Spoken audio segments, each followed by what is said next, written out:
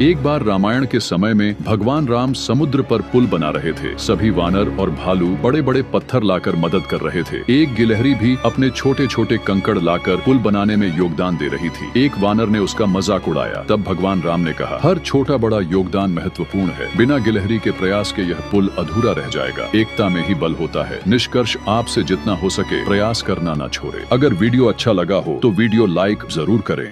एक बार गौतम बुद्ध एक गांव में गए और लोगों को उद्देश्य देने लगे। तभी एक स्त्री आई और पूछने लगी कि बुद्ध, आप किसी राजकुमार की तरह दिखते हैं, आप इस युवा अवस्था में संन्यास क्यों लिया है? उन्होंने बोला, हमारा शरीर युवा अवस्था में सुंदर और आकर्षक लगता है, लेकिन कुछ समय बाद बीमार होता है, फिर वृद्ध होकर मृत्यु हो जाती है। मैं इन्हीं 3 चीजों, बीमारी, बुढ़ापा और मृत्यु के रहस्य को जानना चाहता हूँ। यह सुनकर स्त्री प्रभावित हो गई और भोजन के लिए आमंत्रित करके चली गई। लोगों को पता चला तो बुद्ध को मना करने लगे और बोलने लगे कि ओ स्त्री चरित्रहीन है। फिर वो एक आदमी का एक हाथ पकड़कर बोले, ताली बजाओ। आदमी बोला, एक हाथ से ताली बजाना असंभव है। तो बुद्ध बोले, केवल अकेले स्त्री चरित्रहीन नहीं हो सकती। अगर इस गांव के पुरुष चरित्रहीन नहीं होते तो ओ भी नहीं होती। बुद्ध उस स्त्री के घर जाकर भोजन ग्रहण किए और जब लौटे तो स्त्री उनकी शिष्या बन चुकी थी। वीडियो अच्छा लगा हो तो लाइक और सब्सक्राइब ठोको। राम नाम का किसान अपने खेत में काम करते हुए बांसुरी बजाता था। एक दिन जंगल में उसने एक अद्भुत बांसुरी पाई। जब भी वह इसे बजाता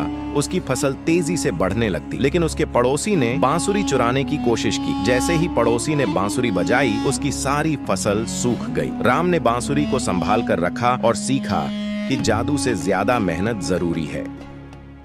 रामू एक छोटे से गांव में रहता था। उसकी आदत थी हर काम को कल पर टालना। अगर उसे खेत में पानी देना होता तो वह सोचता, कल कर लूंगा। अगर घर में मरम्मत करनी होती तो भी यही सोचता। धीरे धीरे उसका खेत सूखने लगा और घर खंडहर जैसा हो गया। एक दिन गांव में एक संत आए। रामू ने उनसे अपनी समस्याओं का हल पूछा। संत ने मुस्कुराते हुए कहा, हर दिन बस एक छोटा सा काम कर लो, आज का काम कल पर मत टालो। रामू ने उनकी बात मानी। उसने धीरे धीरे खेत की देखभाल शुरू की, घर की मरम्मत की और देखते ही देखते उसका जीवन बदल गया। निष्कर्ष, काम को टालने के बजाय तुरंत थोड़ा थोड़ा करके खत्म करना सीखें। छोटे छोटे कदम हमें बड़ी मंजिल तक ले जाते हैं। वीडियो अच्छा लगा हो तो लाइक और सब्सक्राइब ठोको। एक राजा था जिसकी एक सुंदर और सुशील पुत्री थी। राजा अपनी पुत्री के विवाह के लिए एक अनोखी शर्त रखता है। वह घोषणा करता है, जो व्यक्ति मेरे राजमहल के सबसे बड़े कक्ष को किसी भी वस्तु से पूरी तरह भर देगा और वह भी केवल 100 रुपये के खर्च में, वही मेरी पुत्री से विवाह करेगा और मेरे राज्य का राजा बनेगा। इस शर्त को सुनकर दूर दूर से बड़े बड़े विद्वान राजा के महल में आए। किसी ने उस कमरे को रुई से भरने की कोशिश की तो किसी ने भूसा और सूखी घास से, लेकिन किसी का भी प्रयास सफल नहीं हुआ। इतने बड़े कक्ष को 100 रुपये में भर पाना असंभव प्रतीत हो रहा था। राजा निराश हो गया। तभी एक युवा किसान राजा के पास आया और विनम्रता पूर्वक कहा, महाराज मुझे भी एक अवसर प्रदान करें। राजा ने उसे 100 रुपये दिए। युवा किसान ने वह धन लिया और थोड़ी ही देर में राजा को कक्ष में आने का अनुरोध किया। राजा जब कक्ष में पहुंचा, किसान ने 99 रुपये लौटाते हुए कहा, महाराज मैंने केवल 1 रुपये खर्च कर आपके कक्ष को प्रकाश से भर दिया है। राजा इस अद्भुत समाधान को देखकर प्रसन्न हुआ। उसने पुत्री का विवाह उस युवा किसान से करवा दिया।